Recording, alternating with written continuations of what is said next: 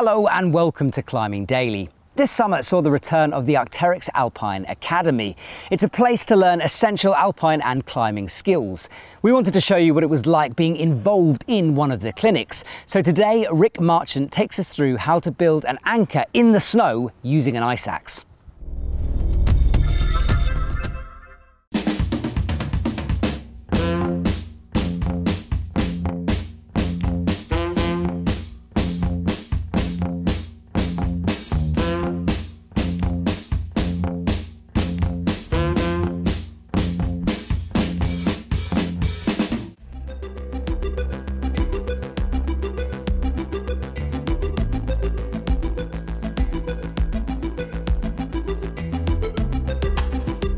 So we're just digging a slot, aren't we?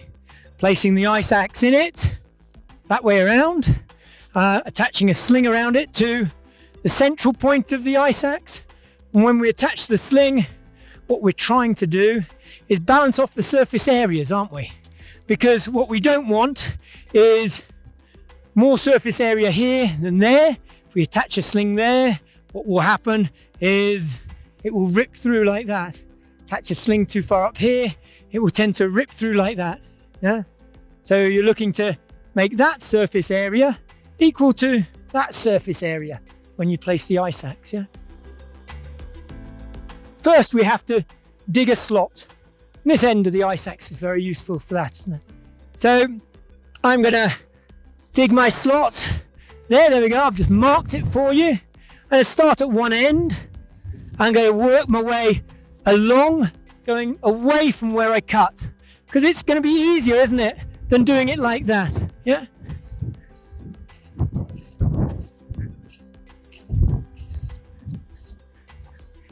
When I'm digging my slot, is there anything I'm thinking about? Yes, obviously there's an answer to that. The angle that I'm digging it at, the wall here, the front wall, I'm going to want it to be a little bit inclined, aren't I?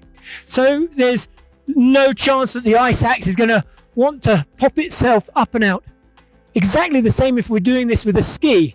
The front wall is going to be a little bit inclined so that when we place the skis, they don't want to just pop out on us. Yeah?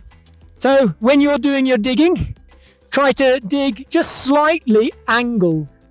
Yeah? Here we go. So there I've dug my first slot. To make it clear, I'll just clean there. And we said I'm going to put a sling on about there. So I'm going to place the ice axe like that. So here, I want to dig a slot for the sling that I'm going to attach. To dig this, I'm going to try and make the slot as narrow as possible because I don't want this wall here to be damaged, do I? So I'm going to dig down with the pick and a little bit with the shaft of the axe. And what's really important when you're digging this slot is this slot has to go all the way down to the level that you're going to put the ice axe in. Otherwise, what happens is you're going to create, with this, the difference between that and the other slot, a notch where it will want to hop the ice axe out. Yeah. So I'll go all the way down to there and make it as long as possible. So we've dug the slot for the axe, the thinner slot for the sling, and we get the sling off. You can lark's-foot it, or you can clove hitch. I'll explain myself. We don't want to just put the sling on here because the sling's free to move all over the place. So what can we do? Well, what's very easy to do, to keep it simple for everybody, is to do a lark's-foot. Yeah, and that will encourage the sling not to be so movable. You could go round twice. You can do a clove hitch. I usually do clove hitches, but let's just keep it as that. We've said that we're going to keep that way round. So we're now going to seat this, dig the pointy end of the ice axe, the end of the shaft in a little bit, so you get it down a little bit low.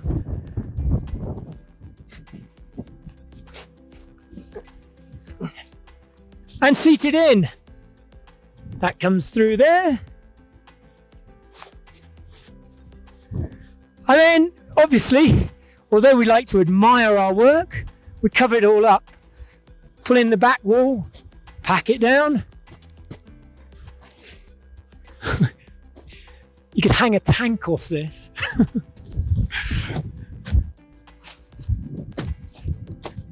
We're ready to go. So now we've got a load of belays. Well, we should have a test on them. So it's the angle. We want as low an angle as possible. And this is going to be the strong point, the central point of any hauling system that we do, isn't it? It's usually nice as well to have a knot up here, because then that gives us 2 points that we can work off if we needed to, doesn't it? Yeah? You can see there, I could clip another carabiner in here if I needed to, yeah? So a knot there as well.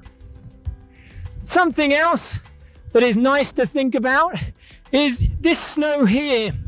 If you're going to use prussics as an auto block system, don't know if anybody does that. We've got a lot of mechanical devices like mini tractions that you will prefer to put here because they're phenomenally reliable. But if something is sitting on a snowy surface that's rough, the snow might prevent the cam from working. So in this area here, it's obviously nicer if we, because this snow is great for this, if we make sure that this working area is clear, yeah? So now when we put an auto block on there, the auto block is going to be clear of getting interfered with by the snow, yeah? So should we have a bit of a try? We don't want to keel off backwards, but we, well, probably all agree that these are not going anywhere, are they? You could bury a Mars bar in this snow and never be able to pull it out. But let's grab a little bit of rope and have a tug on that. Joey, hang in there, we're going to pull you out. And now we're going to start pulling all together, and I'm going to pull on this. Oh. Stop! Stop! In the snow! Cheers for that, Rick. If you want to find out more information about the Arc'teryx Alpine Academy, there's a link down below, and stay tuned for more climbing tips coming soon.